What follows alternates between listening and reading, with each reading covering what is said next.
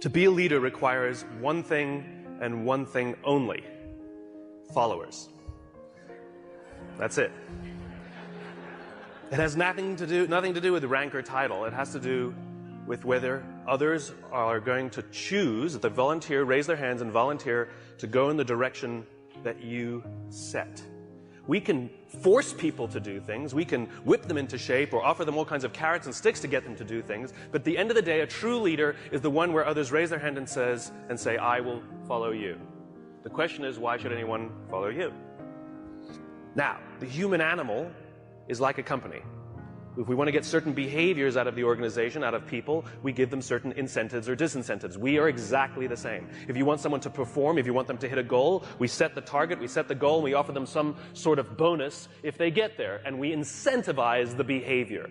If we threaten someone with a punishment, we disincentivize the behavior. Wait till your father comes home. You know, anyone who's a parent with gold stars or bonuses or all kinds of things, we're used to this. This is normal. The human body works exactly the same way. If you've ever had a feeling of love, trust, joy, fulfillment, status, pride, those are all chemically produced feelings. They're chemically produced incentives trying to get us, the human body's trying to get us to do certain things to get us to cooperate. Tangible matters. We can only see the things we have words for, right? And this is why the leader must provide a clear vision. Why are we doing this? Why are we in business in the first place? What is the point of growing the company that you're growing? Everybody talks about, what's your growth? What's the point of the growth? In other words, you have a company.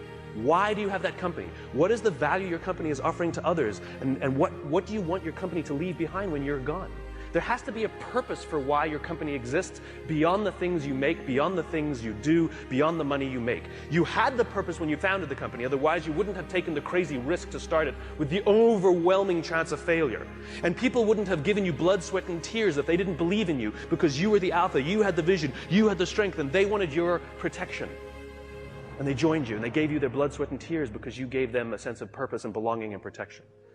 You have to know why you do what you do, and this is what the leaders do. And the more they can put it into words, the clearer they can put it into the words, the more we can see it. Again, we can only see the things we have words for. And so when you can put these things into words, other people can see them. I have a dream. Martin Luther King put into words the vision, seeing, he had. The rest of us could see it too, and now could focus all of our attention, all of our efforts on getting it done.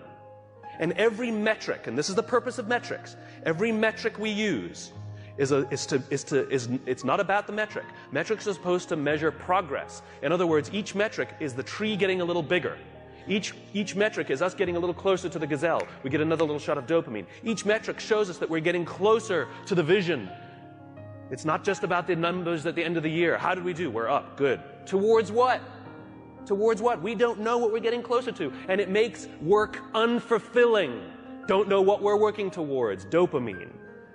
We don't care if we let down the goal. Like if we have a goal that we have to achieve for work and we miss the goal, do we feel bad that we let the numbers down? No.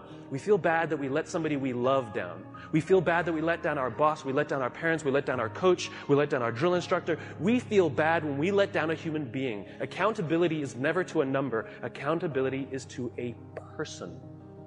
And if there is no relationship with the person who's supposed to look after us and the person we're supposed to be working for, then we don't feel accountable. And this is where leadership becomes really, really important. You see, when we give selflessly to those in our tribe, offering them protection, because that's all anybody wants at work. They want to feel safe, comfortable, protected. Think about it as a parent. You know, back in those days, there were no countries, there were no corporations, there were no companies. They didn't exist. There's only one thing that pre-existed all of those things. The family. That's all we had. Each other. Think about it. What do we say to our children? You don't get to choose your children. Some of them are funny looking. Some of them not that smart. Okay? Those are the kids you got. Sorry. You get to pick your employees, but you don't get to pick your children, and yet it doesn't matter who your kids are, whether they're the best looking or not, whether they're the smartest or not, whether they're strongest or not. You give them undying love. And you don't point out their weaknesses if you're a good parent. You point out their strengths if you're a good parent. You encourage them to do the things that they're good at. And you hold them up, and sometimes you let them fail and learn for themselves, and sometimes you discipline them, and sometimes you prop them up, and sometimes you push them, and sometimes you let them go. And more than anything else, all we want for our children is to achieve more than we could have achieved. And we will do that by providing them support, a feeling of safety, a feeling of protection. Well, guess what? It ain't no different at work. Stop saying our company is like a family. It is a family. And you are the mother and you are the father. And the minute you hire someone, you must give them undying love, and you must work tirelessly to see that they can achieve more than you could ever have imagined yourself achieving. Those are the best leaders. That's what it means to be a servant leader. Any company, any CEO that says to me proudly, "We put our customers first," I always say, then that means you put your employees at least second. We put people first. Human beings come first, not numbers. We sacrifice people to save the numbers, but we don't sacrifice the numbers to save the people. A little bit backwards. And yet when we are willing to sacrifice the numbers to save people, you watch what happens to the people. There's a guy by the name of Bob Chapman in St. Louis, Missouri, who runs a company called Barry Waymiller. It's a $1.6 billion private company with 20% year-over-year growth for the past 20 years. Warren Buffett has 6%. What is Bob's secret? He is obsessed about people. He doesn't even talk about what his company does. It happens to be heavy manufacturing, large capital expenditure machinery. When Kimberly-Clark wants to buy a machine to make toilet paper, they make the machine. Huge, huge blue-collar, sort of good old-fashioned American manufacturing. When the financial crisis hit, Bob's company lost 30% of their revenues off the top. Boom, gone. They could not afford their labor pool at all. And so they sat down and they said, "Oh my God, do we have to have layoffs?" And Bob refused. And so they implemented a furlough program where every employee from CEO to secretary had to take 4 weeks of unpaid time off. They didn't have to take it consecutively, and they could take it whenever they wanted. Those who could afford it more would trade with those who could afford it less. It was remarkable. And Bob told the company, "It's better we should all suffer a little than any of us should have to suffer a lot." As human beings, we are biologically designed to cooperate, and we want to help each other. When you give someone the responsibility, when you put them in a position of power or authority for their responsibility, they rise up. Why? Because we all want to feel that our lives have value.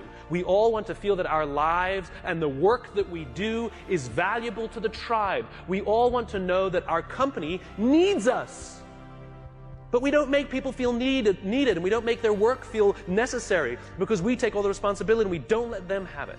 And when people feel fulfilled, when we make them feel necessary and they feel proud because something got done, because they were a part of it, they will give more and more and more and more. People in the Marine Corps are willing to give their lives to people they barely know because they've learned to trust each other. When you show up at Paris Island or in San Diego for the first day of boot camp and you're standing there in the yellow footprints, the drill instructor will yell in your face this far away from you, and the first words they hear, the words I, me, my, are no longer in your vocabulary. They will be replaced with we, together, and us. They are taught that success does not come by yourself. It only comes in a group. There's an old African proverb: to go fast, go alone. To go far, go together. We're all talking about how quickly we're growing our companies, but how long will your company last? 80% of the Dow Index are 35 years or younger. Sure, we build fast-growing companies, but they don't last. I watched it. I went to the Crucible and watched these Marines. The Crucible is their final test before they become Marines. They're out for 56 hours. They get 3 meals, a total of 8 hours sleep the entire time. They're exhausted, they're tired, they're dirty, they're working hard. And you watch a fire squad of 4 guys making their way under barbed wire and shots fired and all of this mayhem and dirt and sand, and it's crazy. And they're dragging themselves across the dirt. And one of the guys is tired and starts falling back, but they have to achieve the mission. They've got to get to the other side. But what do? They stop, they go back, they grab his webbing, and they pull. They slow themselves down because they'd rather slow down with all 4 than go fast with 3. To go fast, go alone. To go far, go together. Next time somebody says, what are your goals? Stop saying to increase top-line revenues by $1 million or $10 million or whatever you want to do next year. And start saying, we're building a company that's going to last 100 years. Watch the changes that happen inside the company. Devote yourself not to firing people, but to give them an opportunity to contribute. And if they fail, help them up. And if they fail, help them up. And if they fail, help them up. And if you really think they're incompetent and you really don't believe they fit your culture, why did you hire them? Because of their resumes or because they belong? We should treat hiring like adopting a child. We don't adopt children by saying, well, I'd like a blonde-haired, blue-eyed kid, yay high, and I want to make sure that they've done well in preschool before I take them. Well, that's how we hire people. I'm looking for somebody with experience in our industry, with at least 5 years, with this kind of, oh, you meet it, we'll take you. No, that's not what we do. When we adopt a child, we're going to give them the keys to our house and let them run around by themselves, maybe even give them responsibility over our other children. It's a slow decision. We want to get to know the kid. We want to spend a little time with the kid. See if they would fit in our family, if our other kids would get along with them. Hiring is exactly the same. You cannot judge the quality of a company by the good times. We cannot judge the quality of a crew when the seas are calm. We judge the quality of a crew when the seas are rough. And numbers will never come to your aid, ever. People will. If things are going great and everything's growing and you feel that everyone's disposable, guess what? They think the same about you. It's reciprocal. It's always balanced. Time and energy. Roam the halls. Implement policies where if you have something to say somebody, not just the exchange of information, if you want to pay someone a compliment, if you want to ask somebody a question about their work, not about some fact like what time's the meeting, you do not send emails. You stand up, you walk the 35 feet, and you walk into their office and say, hey, quick question for you. That thing that you did for the client, can you just tell me a little more about it because I have a client meeting? I promise you the relationships that will form simply because people are giving time and energy. It's too quick to send an email. It's too easy. If I come over to your house for dinner, and a day later I send you this beautiful email how grateful I am for the dinner that you made for me, or if I sent you a handwritten note with the exact same words, which one makes you feel better? The handwritten note. It's not the words. It's not the intention. It's the time and energy we take. And if you think you're too busy to give time and energy to your people, then they're too busy to give time and energy to you. It is a balanced equation. I imagine a world in which the vast majority of people wake up every single morning inspired to go to work and come home every single day fulfilled by the work that they do. I believe that loving our jobs is a right, not a privilege. Why should it be just the lucky few who get to love going to work? It is an entitlement that we all have. And by saying love our jobs, it doesn't mean we have to like them every day. We love our children every day, we don't like them every day. Right? We don't have to like every day, it can be hard, but we get to love it every day. And the thing that makes us love our jobs is not the work that we're doing. It's the way we feel when we go there. We feel safe, we feel protected, we feel that someone wants us to achieve more and is giving us the opportunity to prove to themselves and to ourselves that we can. This is the world that I imagine. This is why I do these talks, because I'm just a cog in the wheel, a cog in the machine. I'm just a small piece of the jigsaw puzzle.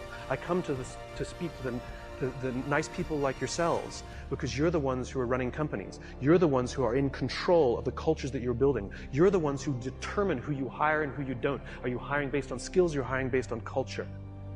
I come and share these ideas with you with the hope that some of you will try some of these things, and over the course of time, you will watch your own cultures improve and the people love coming to work. Oh, and by the way, it's good for innovation, it's good for progress, and it's good for profit, aside. So I thank you very much.